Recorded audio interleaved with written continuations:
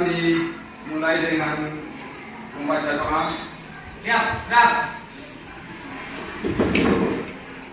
Berdoa, mulai.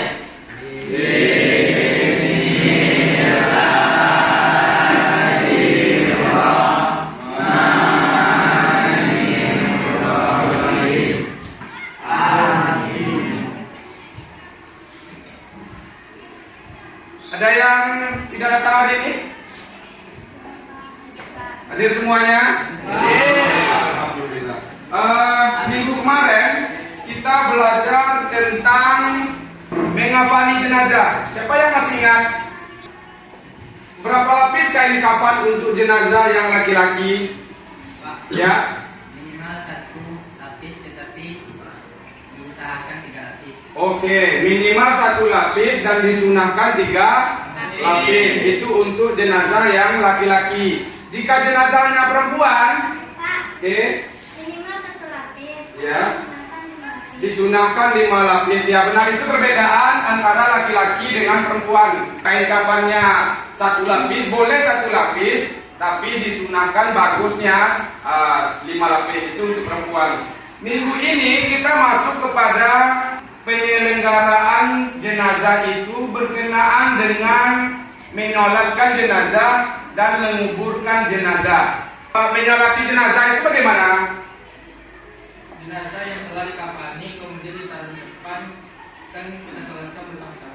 Oke, jenazahnya yang sudah dikafani itu salah satu syarat bagi jenazah yang nanti disolatkan. Jenazahnya ditaruh di depan, kemudian kita solatkan secara bersama-sama. Ada yang sudah pernah ikut dalam menyolatkan jenazah? Belum? Nah, ini kita pelajari pada pertemuan kita kali ini. Bapak harap setelah pembelajaran ini, karena tujuan pembelajaran kita pada hari ini adalah Ananda semuanya diharapkan nanti mengetahui dan bisa melaksanakan dalam hal menyolatkan jenazah. Nah, manfaatnya apa? Ketika Ananda sudah selesai mempelajari ini, Bapak harapkan kepada Ananda semuanya, ketika nanti ada salah satu famili kita yang meninggal dunia, Ananda bisa ikut serta dalam hal menyolatkan jenazah. Bapak harap fokus Ananda semuanya kepada materi kita pada hari ini. Dalam pembagian kelompok diskusi, nanti akan dibagikan LKPD-nya dan perwakilan kelompok dipersilakan nanti untuk mengambil LKPD-nya ke depan. Kita pakai kelompok yang ada di minggu lalu. Kelompok 1 perwakilannya silakan diambil ke depan. Kelompok 1. LKPD untuk kelompok 2. Kelompok 3. Sebelum Ananda mengerjakan tugas kelompoknya, perhatikan dulu materi kita pada hari ini, yaitu tentang menyolatkan jenazah dan menguburkan jenazah. Silakan diperhatikan baik-baik dan diamati video pembelajaran ini. Tata cara sholat jenazah. Assalamualaikum warahmatullahi wabarakatuh. Sahabat muslim hafizallah. Selesai semua? Silahkan Ananda semua duduknya per kelompok. Duduk per kelompok, susun bangkunya, mejanya.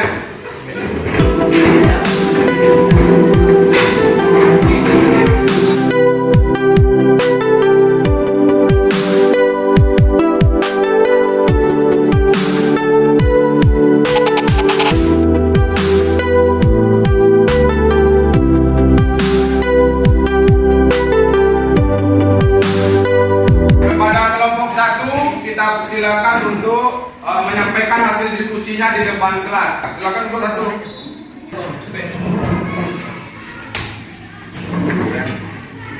Assalamualaikum warahmatullahi wabarakatuh. Waalaikumsalam warahmatullahi wabarakatuh. Kami dari kelompok 1 akan mempresentasikan hasil diskusi kami. Saya Kabila sebagai moderator dan Fatih sebagai penyaji materi. Pada Fatih, silakan. hasil diskusi kelompok 1. Syarat sholat jenazah. Yang pertama Islam, yang kedua jenazah yang disolatkan telah dimandikan dan disyafani. Ketiga, jenazah diletakkan ke arah kiblat orang yang menyolatkan.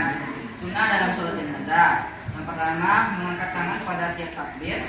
Yang kedua, merendahkan suara. Yang ketiga, membaca ta'awuz.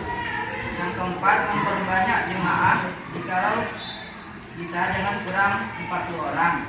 Kelima, memperbanyak saf minimal 3 saf. Baiklah, yaitu materi yang dapat kami sampaikan. Apakah teman-teman ada yang ingin bertanya? Ya, kepada Sekda dipersilakan. Perkenalkan, nama saya Benza dari kelompok 2. Saya ingin bertanya, apakah yang dimaksud dengan merendahkan suara? Sekian pertanyaan dari saya. Terima kasih. Baiklah, saya akan menjawab pertanyaan dari Benza. Adalah bacaan sholat yang tidak terdengar oleh orang lain atau dibaca di dalam hati. Oke, terima kasih. Jawaban yang sangat jelas. Baiklah, hanya itu yang dapat kami sampaikan. Kami tutup dengan wassalamualaikum warahmatullahi wabarakatuh. Oke. Terima kasih kepada kelompok 1. Ya, silakan kepada kelompok 2 untuk menyampaikan hasil diskusinya di depan.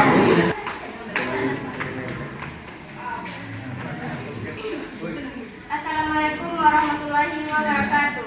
Waalaikumsalam warahmatullahi wabarakatuh.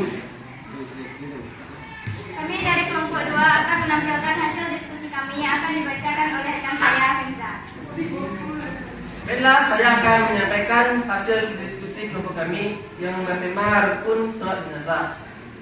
Yaitu di antara lain ada niat, dan yang kedua berdiri bagi yang mampu, serta membaca Al-Fatihah pada takbir pertama dan membaca selawat Nabi Sallallahu Alaihi Wasallam pada takbir kedua, serta membaca doa pada takbir ketiga, membaca doa untuk keluarga dan ditinggalkan pada takbir keempat dan diakhiri dengan salam.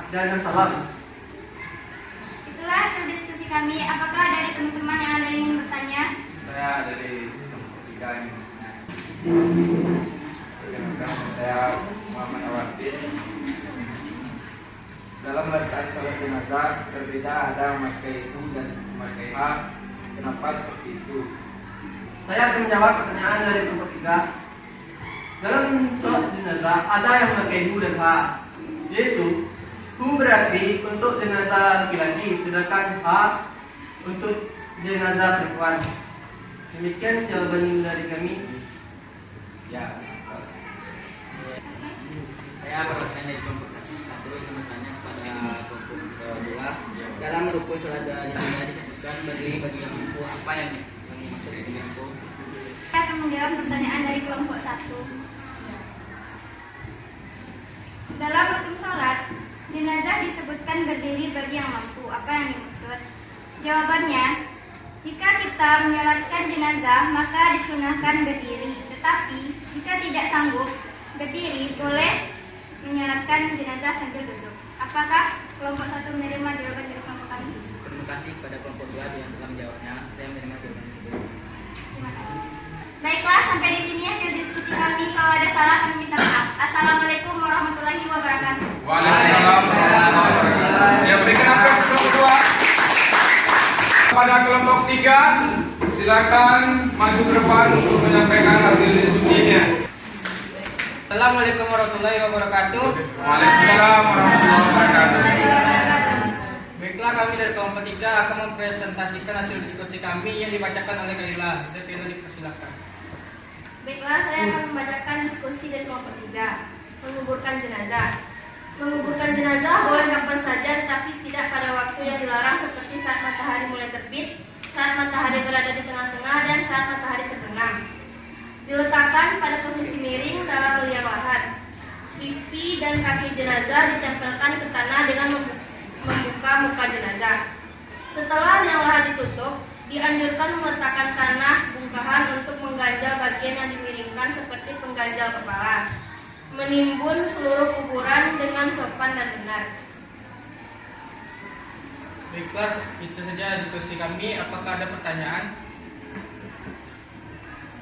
Silakan, Fauzan. Baiklah, saya dari kelompok 1 1 ingin bertanya kepada kelompok 3. Boleh atau tidak menguburkan jenazah tetapi tidak memakai liang lahat? Baiklah, saya akan menjawab pertanyaan dari kelompok 1. Boleh, karena jika kondisi tanah yang sudah longsor, boleh tidak memakai lahat dan diganti dengan peti atau jenazahnya ditaruh di pinggir lubang dan ditutup dengan papan atau kayu yang dimiringkan. Apakah kelompok 1 puas? Baiklah, sampai di sini dulu hasil diskusi kami. Kalau ada salah, mohon maaf. Saya tutup dengan Assalamualaikum warahmatullahi wabarakatuh. Waalaikumsalam warahmatullahi wabarakatuh. Ya, terima kasih kepada kita.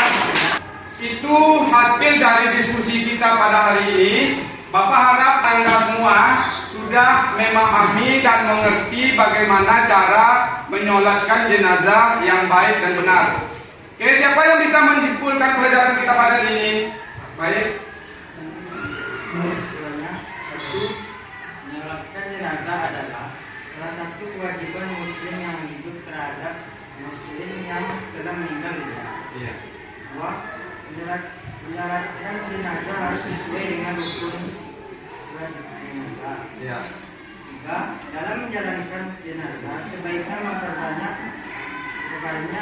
jumlah besar. Empat, menguburkan jenazah hendaknya dilakukan segera mungkin. Ya, terima kasih. Itu kesimpulan pembelajaran kita pada hari ini. Kemudian untuk tugas Anda semuanya di rumah, amati bagaimana cara menyolatkan jenazah yang baik dan benarnya sesuai dengan keberadaan kita di tempat kita. Sebab biasanya ada perbedaan bentuk dalam salam. Setelah selesai sholat jenazahnya biasanya kan pakai Assalamualaikum warahmatullahi wabarakatuh. Ada tangannya yang dilepas, ada tangannya yang tidak dilepas. Cukup dengan memalingkan muka ke kanan dan ke kiri. Perbedaan-perbedaan itu nanti akan kita bahas pada pertemuan kita yang berikutnya. Itu untuk tugas Ananda semuanya di rumah dan Ananda buatkan di dalam buku tugas. Paham? Ada pertanyaan sampai sini? Oke, silakan ditutup dengan menyanyikan salah satu lagu wajib kemudian sambil bersyukur. Silakan ketua kelas. Ayo maju, maju, ayo maju.